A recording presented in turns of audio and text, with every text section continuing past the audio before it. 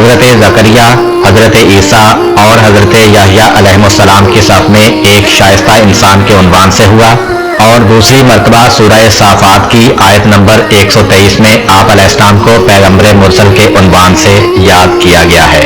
اگرچہ بعض اقوال کے مطابق حضرت الیاس علیہ السلام، حضرت ادریس علیہ السلام یا خضر علیہ السلام یا ایلیاہ ہی ہیں، لیکن آیات قرآن سے پتہ چلتا ہے کہ وہ ایک علیحدہ پیغمبر ہیں۔ سورہ صافات کی آیت نمبر 130 میں ذکر ہوتا ہے سلام علی الیاسین، سلام ہو الیاسین پر۔ اس آیت کریمہ میں الیاسین سے مراد آل یاسین نہیں بلکہ الیاسین ہے، یعنی الیاس میں یہ اور نون کا اضافہ کیا گیا ہے۔ یہ احتمال بھی کیا جاتا ہے کہ ان کے والد گرامی کا نام یاسین ہو اور اسی نسبت سے انہیں الیاسین پڑھا جاتا ہو۔ جناب ابن عباس رضی اللہ تعالیٰ عنہ سے روایت ہے کہ جب جناب یوشع بن نون حضرت موسیٰ علیہ السلام کے بعد سرزمین شام پر حکمران بنے تو انہیں 12 سبطی قبائل میں تقسیم کر دیا۔ ان میں سے ایک قبیلہ کے جن کے درمیان حضرت الیاس علیہ السلام رہتے تھے، لبنان کے شہر بالبک میں جا کر رہائش پذیر ہوا۔ بالبک کے لوگ بت پرست تھے اور ان کے سب سے بڑے بت کا نام بال تھا اور بک کا معنی ہے شہر۔ ان دونوں کو آپس میں ملانے سے شہر کا نام بالبک ہو گیا۔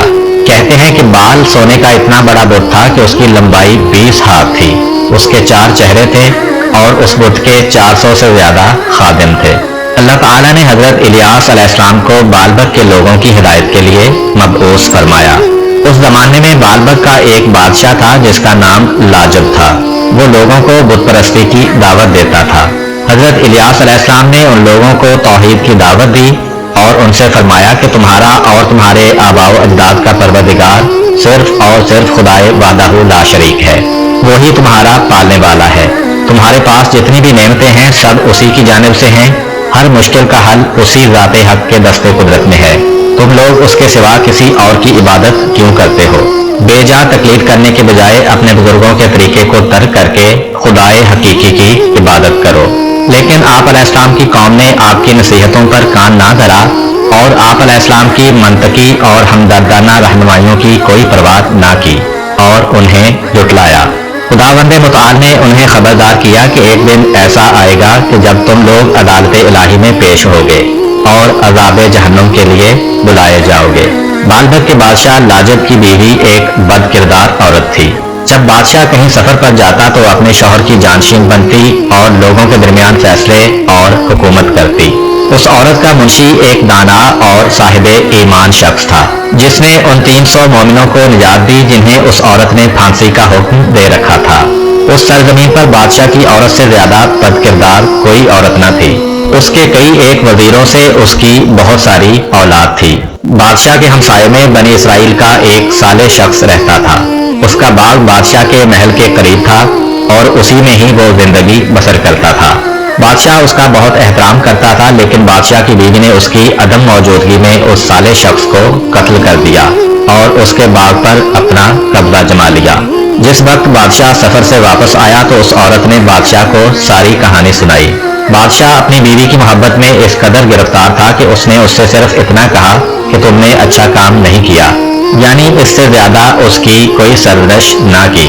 جب حضرت الیاس علیہ السلام نے بالبک کے لوگوں کو بت پرستی سے منع کیا اور خدائے وحدہ لا شریک کی طرف دعوت دی تو بت پرستوں نے آپ علیہ السلام کو جھٹلایا، ان کی توہین کی، انہیں ڈرایا دھمکایا اور انہیں اپنے آپ سے دور کیا۔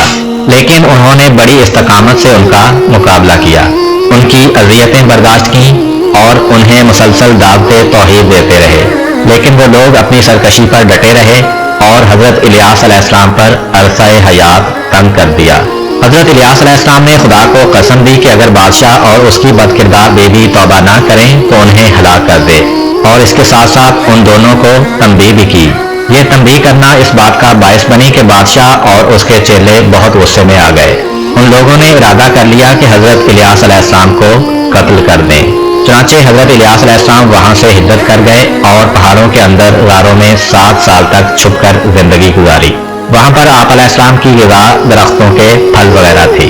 اس دوران میں بادشاہ کا بیٹا سخت بیمار ہو گیا اور ہر قسم کا علاج بے اثر رہا، جبکہ بادشاہ اس بیٹے سے اپنی تمام اولاد سے زیادہ محبت کرتا تھا۔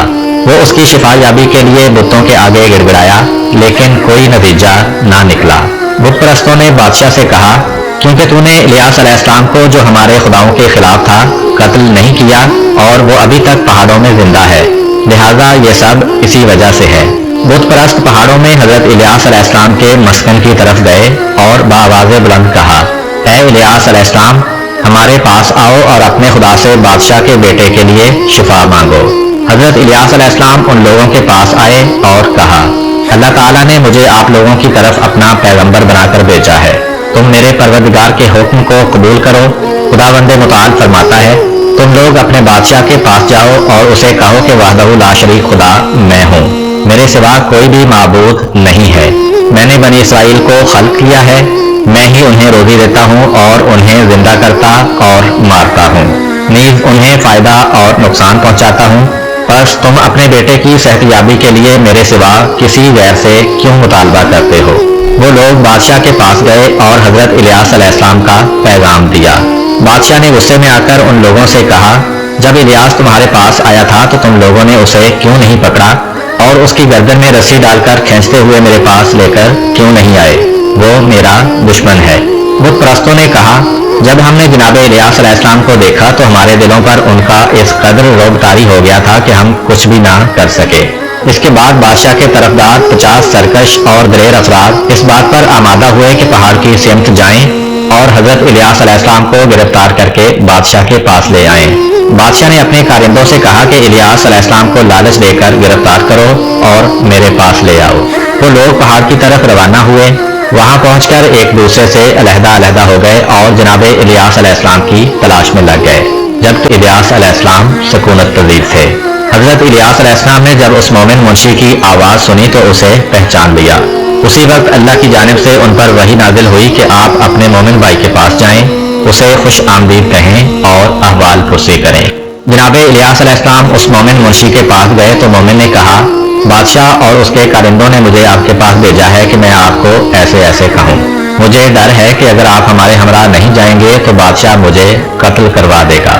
اس وقت حضرت الیاس علیہ السلام پر وحی نازل ہوئی کہ یہ بادشاہ کی طرف سے آپ کو گرفتار کرنے کے لیے دھوکہ اور چال بازی ہے، میں اس کے بیٹے کے مرض میں اضافہ کر کے اسے موت کے گھاٹ اتار کر ایسا کام کروں گا کہ بادشاہ اور اس کے کارندے مومن منشی سے غافل ہو جائیں گے۔ اس مومن منشی سے کہہ دیں کہ وہ بے خوف ہو کر واپس چلا جائے۔ مومن منشی اپنے ساتھیوں کے ہمراہ واپس پلٹ آیا، کیا دیکھتا ہے کہ بادشاہ کا بیٹا شدت مرض میں گرفتار ہے، سب اسی کے بارے میں حیران و پریشان ہے، اس کا لڑکا شدت مرض کی وجہ سے موت کے منہ میں چلا گیا۔ بادشاہ اور اس کے حواری نازل ہونے والی اس مصیبت کی وجہ سے کچھ عرصہ کے لیے سب کچھ بھول گئے۔ کافی عرصہ گزرنے کے بعد بادشاہ نے مومن منشی سے پوچھا، تم نے اپنا کام کہاں تک پہنچایا ہے؟ مومن منشی نے کہا، مجھے الیاس کے ٹھکانے کے بارے میں کچھ بھی معلوم نہیں ہے۔ اس کے بعد حضرت الیاس علیہ السلام پہاڑ سے نیچے اترے اور مخفی طور پر حضرت یونس علیہ السلام کی والدہ کے گھر گئے اور 6 ماہ تک وہاں چھپے رہے، پھر دوبارہ پہاڑ کی طرف چلے گئے۔ اللہ تعالیٰ نے 7 سال مخفی زندگی گزارنے کے بعد حضرت الیاس علیہ السلام پر وحی بھیجی کہ آپ جو چاہتے ہیں مجھ سے مانگیں۔ حضرت الیاس علیہ السلام نے عرض کیا، پروردگار مجھے دنیا سے اٹھا لے اور میرے آباء و اجداد کے ساتھ ملا دے کہ میں نے تیری خاطر بنی اسرائیل کو تھکا دیا ہے اور انہیں غضبناک کیا ہے، اسی طرح بنی اسرائیل نے مجھے تھکایا ہے اور غضبناک کیا ہے۔ خداوند متعال نے فرمایا، ابھی وہ وقت نہیں پہنچا ہے کہ میں زمین اور اس پر بسنے والوں کو تیرے وجود سے خالی کروں، بلکہ زمین اور اس کے ساکنوں کے وجود کا دار و مدار اور استحکام آپ کے وجود مبارک کی وجہ سے ہے۔ آپ جو مانگنا چاہتے ہیں وہ مانگیں تاکہ اسے پورا کروں۔ حضرت الیاس علیہ السلام نے عرض کیا، ان لوگوں سے میرا انتقام لے جنہوں نے مجھے اذیتیں دیں اور میرا عرصہ حیات تنگ کیے رکھا، ان پر باران رحمت کا سلسلہ ختم کر دے، حتیٰ کہ پانی کا ایک قطرہ تک نہ برسا سوائے میری سفارش کے۔ خداوند متعال نے 3 سال تک بنی اسرائیل پر قحط مسلط کر دیا، بھوک اور قحط نے ان کی زندگی انتہائی کٹھن کر دی، وہ بلاؤں میں گرفتار ہو گئے، ان کے اندر پے در پے اموات واقع ہونا شروع ہو گئیں۔ وہ لوگ سمجھ گئے کہ یہ سب کچھ حضرت الیاس علیہ السلام کی بد دعا کا اثر ہے۔ وہ انتہائی مخلوق الحالی میں شرمندگی کے ساتھ حضرت علیہ السلام کے پاس آئے اور کہا، ہم سب آپ کے مطیع اور فرما بردار ہیں، ہمارے حال پر رحم کریں۔ حضرت الیاس علیہ السلام ان کے ہمراہ شہر بالبک میں داخل ہوئے. ان کے شاگرد جناب الیسع بھی ان کے ہمراہ تھے. وہ سب لوگ مل کر بادشاہ کے پاس گئے. بادشاہ نے حضرت الیاس علیہ السلام سے کہا تم نے بنی اسرائیل کو قحط سے نابود کر دیا ہے. آپ علیہ السلام نے فرمایا کہ اس نے انہیں نابود کیا ہے جس نے انہیں گمراہ کیا ہے. پھر بادشاہ نے حضرت الیاس علیہ السلام سے کہا کہ اپنے خدا سے کہو کہ بنی اسرائیل کو پانی مہیا کرے. چنانچہ جب آدھی رات کا وقت ہوا تو حضرت الیاس علیہ السلام خدا سے راز و نیاز میں مشغول ہو گئے. پھر جناب الیسع سے فرمایا آسمان کی طرف دیکھو کیا کچھ نظر آ رہا ہے. انہوں نے آسمان کی طرف دیکھا اور کہا بادل دیکھ رہا ہوں. حضرت الیاس علیہ السلام نے فرمایا تمہیں بارش اور پانی کی خوشخبری ہو. اپنے آپ کو بچانا کہیں پانی میں غرق نہ ہو جانا. اللہ تعالیٰ نے پے در پے بارشیں برسائیں. زمین سرسبز و شاداب ہو گئی. حضرت الیاس علیہ السلام اپنی قوم میں واپس آ گئے. وہ لوگ ایک عرصہ تک ان کے ہمراہ رہے اور راہ خدا پرستی پر قائم رہے. لیکن کچھ عرصہ بعد نعمتوں کی فراوانی اور تکبر کی وجہ سے دوبارہ گمراہ ہو گئے. ان لوگوں نے حق الیاس علیہ السلام کا انکار کیا اور ان کے حکم سے سرتابی کی. بالآخر اللہ تعالیٰ نے ان کے دشمنوں کو ان لوگوں پر مسلط کر دیا. ان کے دشمن ان کے اندر داخل ہو گئے اور انہیں خوب ذلیل و رسوا کیا. بادشاہ اور اس کی بیوی کو قتل کر دیا اور ان کی لاشیں اسی باغ میں پھینک دیں جو اس کی بیوی نے ایک صالح شخص سے چھینا تھا. حضرت الیاس علیہ السلام نے دشمنوں کی نابودی کے بعد اپنے وسیع جناب الیسع علیہ السلام کو کچھ نصیحتیں کی اور اللہ تعالیٰ کی طرف سے لباس نبوت حضرت الیسع علیہ السلام کو پہنایا. جناب الیسع علیہ السلام نے بنی اسرائیل کو ہدایت کرنا شروع کی. بنی اسرائیل نے بھی آپ علیہ السلام کا بہت احترام کیا اور آپ علیہ السلام کی اطاعت کرنے لگے. بعض روایات کے مطابق حضرت الیاس علیہ السلام جناب خضر علیہ السلام کے دوستوں میں سے ہیں اور دونوں زندہ ہیں. فرق صرف اتنا ہے کہ الیاس علیہ السلام خشکی پر مامور ہیں لیکن خضر علیہ السلام جزیروں اور دریاؤں پر مامور ہیں.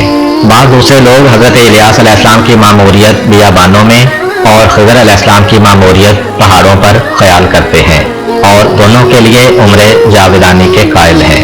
اللہ تعالیٰ نے حضرت الیاس علیہ السلام کو ابدی زندگی اس وجہ سے عطا فرمائی کہ انہیں راز و نیاز کرنے اور مناجات سے عشق تھا. ہوا یوں کہ ایک دفعہ حضرت ابراہیل علیہ السلام جناب الیاس علیہ السلام کی خدمت میں آئے تاکہ ان کی روح قبض کریں. حضرت الیاس علیہ السلام نے گریہ کرنا شروع کر دیا. حضرت ابراہیل علیہ السلام نے کہا آپ کیوں گریہ کر رہے ہیں جبکہ آپ تو اپنے پروردگار کے پاس پلٹ کر جانے والے ہیں. حضرت الیاس علیہ السلام نے فرمایا یہ گریہ موت کے خوف سے نہیں ہے بلکہ یہ گریہ سردی کی طولانی راتوں اور گرمی کے طویل دنوں سے جدائی کی وجہ سے ہے کیونکہ دوستان خدا یہ راتیں راز و نیاز اور مناجات کرنے میں گزارتے ہیں اور دنوں میں روزے سے رہتے ہیں. وہ ہمیشہ بارگاہ خدا میں حاضر رہتے ہیں اور اپنے محبوب کے ساتھ مناجات سے لذت حاصل کرتے ہیں. موت کی وجہ سے میں ان سے محروم ہو جاؤں گا اور خاک کا اسیر بن جاؤں گا. خداوند متعال نے حضرت الیاس علیہ السلام پر یوں وحی نازل فرمائی آپ کو مناجات سے عشق ہے اور آپ لوگوں کی خدمت کرنا چاہتے ہیں لہذا میں آپ کو تا قیام قیامت مہلت دیتا ہوں کہ آپ اپنی زندگی کو جاری و ساری رکھیں اور اولیاء خدا کی صف سے جدا